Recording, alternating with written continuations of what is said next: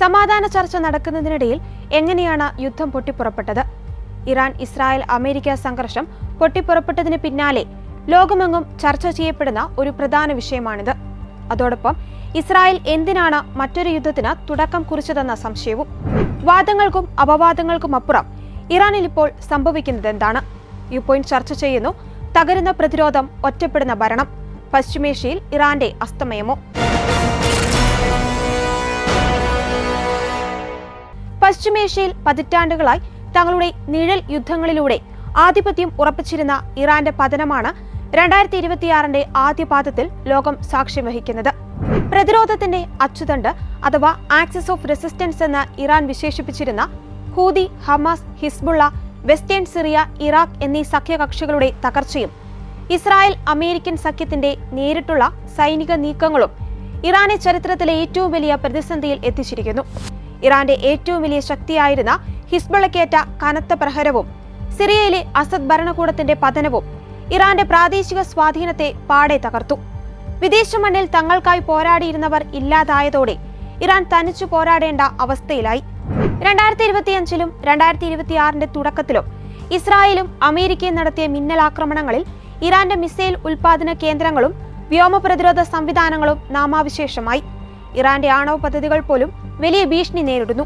2026 തുടക്കത്തിൽ ഇസ്രായേലിന് നേരെ ഇറാൻ തൊടുത്തുവിട്ട ബാലിസ്റ്റിക് മിസൈലുകൾ ഫലപ്രദമായി തടയപ്പെട്ടത് ഇറാന്റെ സൈനിക വീര്യം വെറും കടലാസ പുലിയാണെന്ന് തെളിയിക്കുന്നതായിരുന്നു. ഇത് ഇറാൻ വർഷങ്ങളായി കെട്ടിപ്പടുത്ത പ്രതിരോധ ശേഷി ഇല്ലാതാക്കി. ഖമേനിയുടെ വധം പോലും ഇറാന്റെ സുരക്ഷാ വീഴ്ചയെയും സാങ്കേതിക മേഖലയിലെ അവരുടെ പരിജ്ഞാനക്കുറവുമാണ് സൂചിപ്പിക്കുന്നത്. വിദേശത്തെ യുദ്ധം തോൽക്കുമ്പോൾ ആഭ്യന്തരമായി ഇറാൻ ഭരണകൂടം വലിയ ജനകീയ പ്രക്ഷോഭങ്ങളെയും സാമ്പത്തിക തകർച്ചകളെയും നേരിടുകയാണ്. കടുത്ത ഉപരോധങ്ങളും പണപ്പെരുപ്പവും സ്ത്രീവിരുദ്ധ നയങ്ങളും തീവ്ര മതരാഷ്ട്രവാദം അടിച്ചേൽപ്പിക്കുവാനുള്ള ശ്രമവും ജനങ്ങളെ ഭരണകൂടത്തിന് വിരുദ്ധമായി ചിന്തിപ്പിക്കുവാൻ പ്രേരിപ്പിച്ച കാരണങ്ങളാണ്.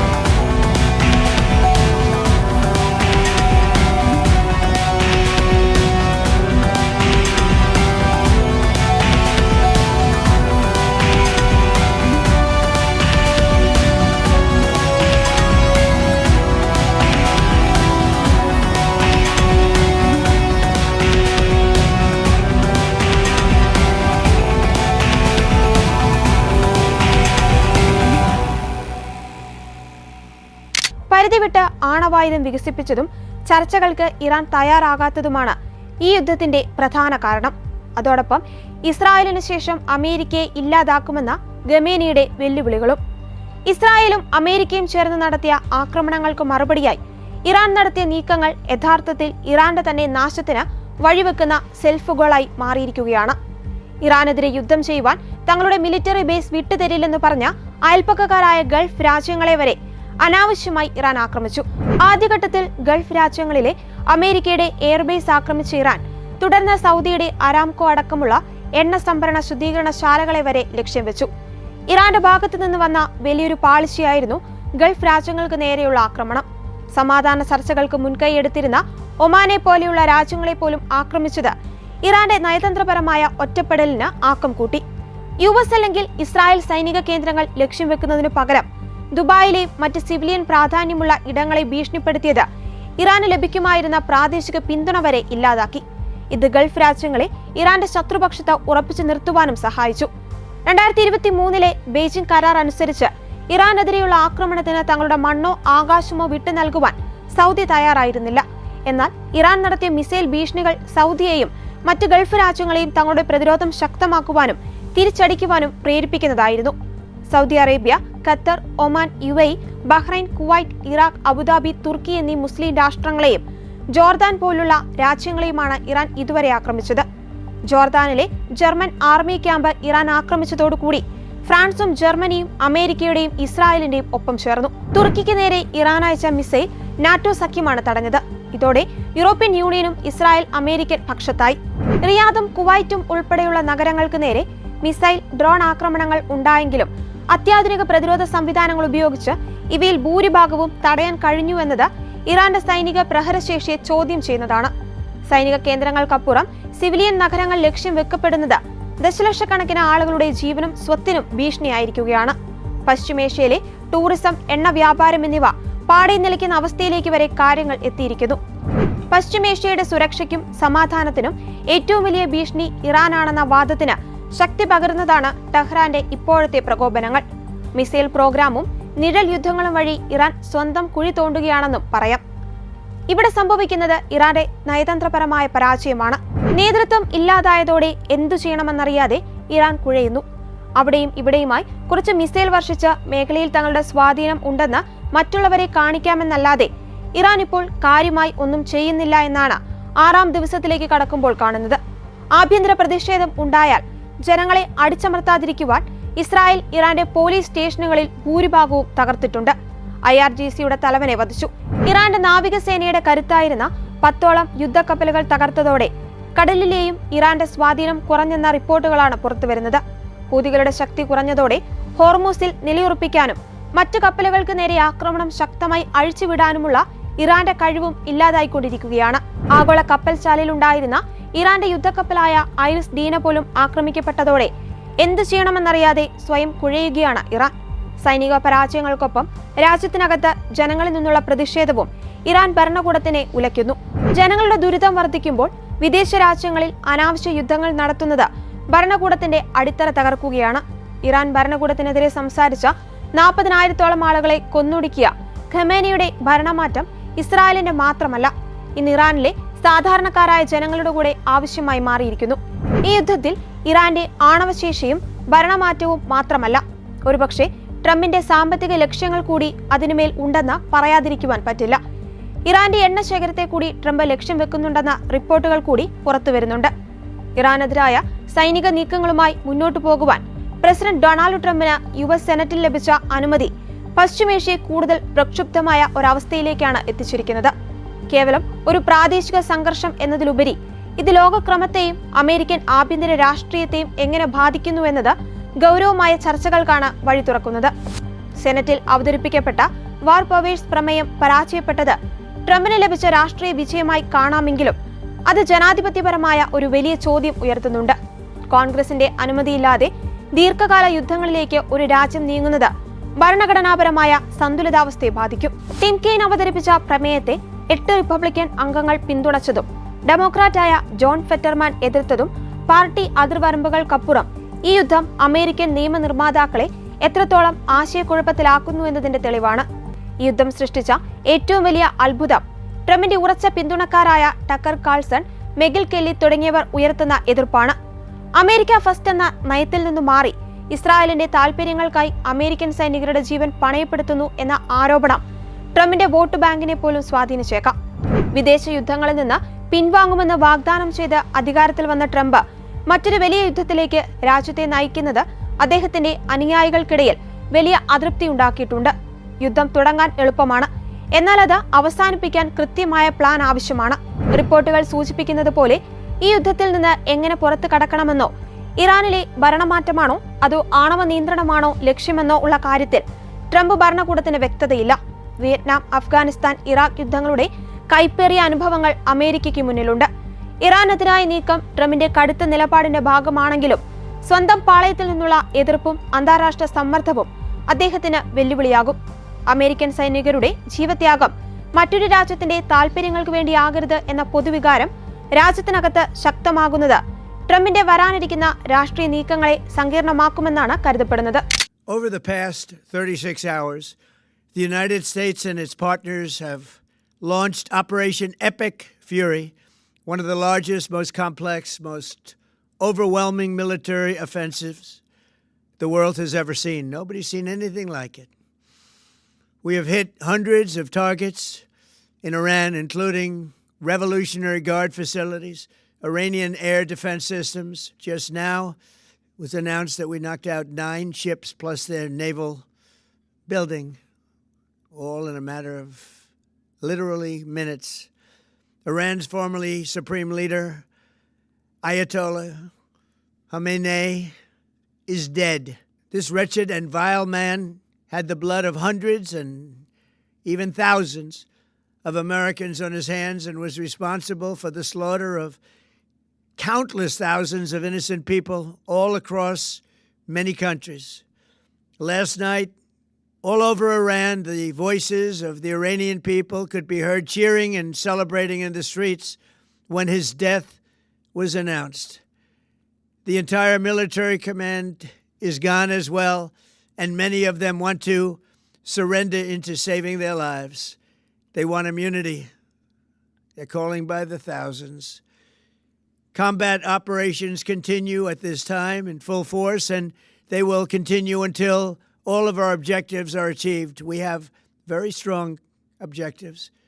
They could have done something 2 weeks ago, but they just couldn't get there.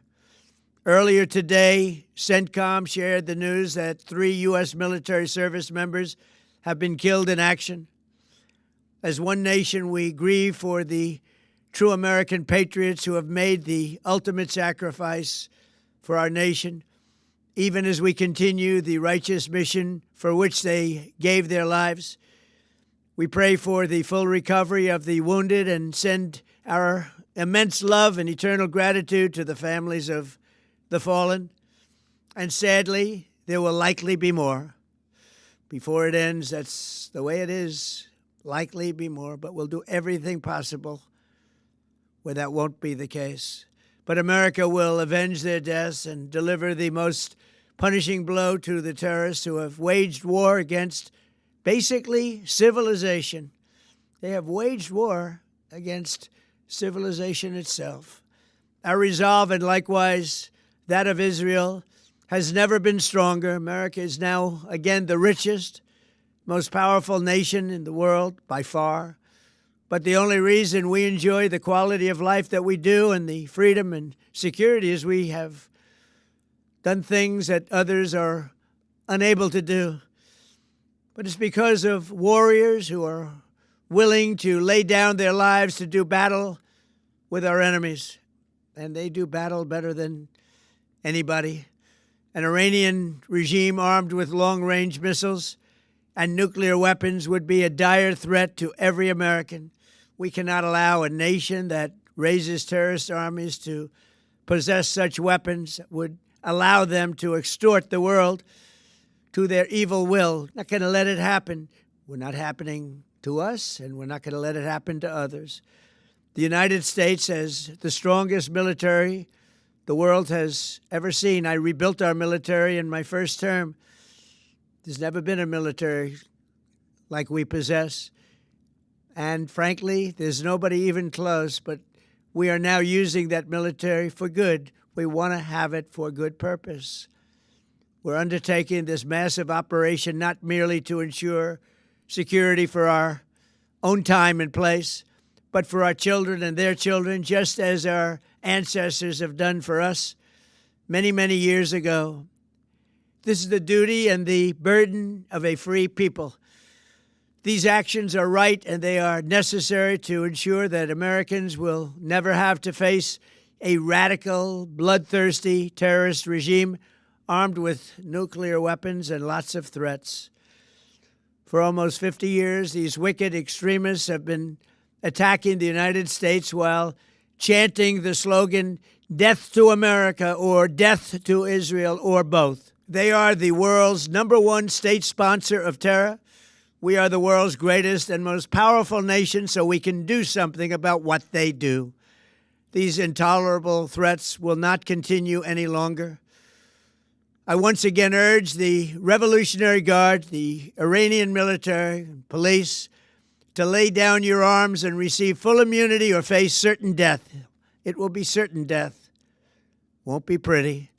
I call upon all Iranian patriots who yearn for freedom to seize this moment, to be brave, be bold, be heroic, and take back your country. America is with you. I made a promise to you, and I fulfilled that promise. The rest will be up to you, but we'll be there to help. Thank you. God bless you to our incredible warriors, and God bless the United States of America. Thank you. ഇറാനും ഇസ്രായേലും അമേരിക്കയും തമ്മിലുള്ള സൈനിക സംഘർഷം 6ാം ദിവസത്തിലേക്ക് കടക്കുമ്പോൾ മേഖലയിൽ സമാധാനം പുനഃസ്ഥാപിക്കുവാനുള്ള നയതന്ത്ര നീക്കങ്ങളുമായി ചൈനയും സജീവമാവുകയാണ്. സംഘർഷം ലഘൂകരിക്കുന്നതിനായി ചൈനീസ് വിദേശകാര്യമന്ത്രി Wang Yi Saudi Arabia, UAE എന്നിവിടങ്ങളിലെ പ്രതിനിധികളുമായി ചർച്ച നടത്തിയിട്ടുണ്ട്. മേഖലയിലേക്ക് ഒരു പ്രത്യേക ദൂതനെ അയക്കാൻ ചൈന തീരുമാനിച്ചിട്ടുണ്ട്. സമാധാന ചർച്ചകളിലൂടെ പ്രശ്നപരിഹാരം വേണമെന്നാണ് ചൈനയുടെ ഔദ്യോഗിക നിലപാട്. ചൈന ഇറാനുമായി അടുത്ത സാമ്പത്തിക പ്രതിരോധ ബന്ധം പുലർത്തുന്നുണ്ടെങ്കിലും ഈ യുദ്ധത്തിൽ നേരിട്ട് ഇടപെടുന്നതിന് പകരം നയതന്ത്രപരമായ മധ്യസ്ഥതയ്ക്കാണ് ബീജിംഗ് മുൻഗണന നൽകുന്നത്. അമേരിക്കയുടെ ഏകപക്ഷീയമായ സൈനിക നടപടികളെ ചൈന ശക്തമായി അപലപിക്കുന്നുമുണ്ട്. ചൈനയുടെ ഈ നയതന്ത്ര ഇടപെടലുകൾ ഫലം കാണുമോ, അതോ മധ്യപൂർവേഷ്യ മറ്റൊരു വലിയ യുദ്ധത്തിലേക്ക് നീങ്ങുമോ എന്നാണ് ലോകം ഇപ്പോൾ ഉറ്റുനോക്കുന്നത്.